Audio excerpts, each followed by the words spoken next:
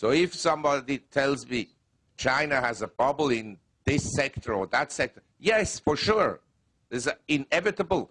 But I prefer to have China's bubble than the bubble in the US, that for sure. In the US, the bubble is a credit bubble, government debt bubble, that will, in my opinion, never be repaid, except in worthless US dollars. And so if you ask me about the correction in the gold market, yeah, for sure, there will be corrections. We already corrected more than 10% from the peak.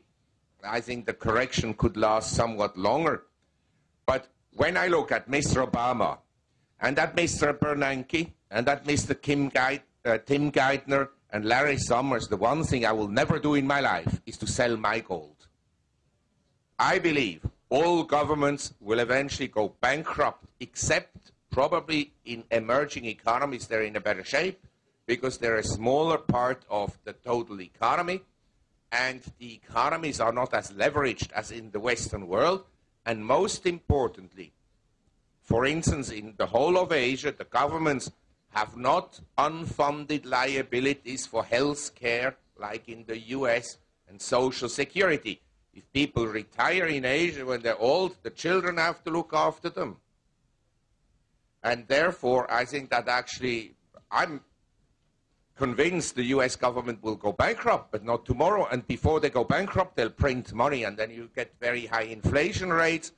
And then you get a depression with high inflation, and eventually they'll go to war. And can you please name some other countries which are joining the club of this potential bankrupt? Well, I think that the pigs, obviously, Portugal, Ireland, Italy, Greece, Spain, they are also candidates for an eventual default, yes? In general, I think that all currencies will over time depreciate against precious metals, gold, silver, platinum, and palladium. That in concert, the purchasing power of paper money will go down.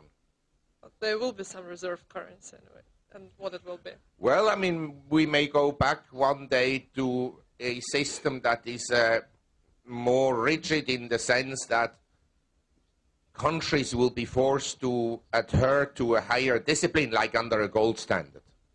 I mean, we could easily go back to a gold standard today, but they would have to revalue the gold price to something like $1 million per ounce. Then you can implement the gold standards very easily. I don't know whether the price is too high or too low for oil. Ask Mr. Bernanke how much money we'll print. If he prints enough, then the price of oil will be at $700 a barrel. And if he keeps money tight, then the price will go down again somewhat.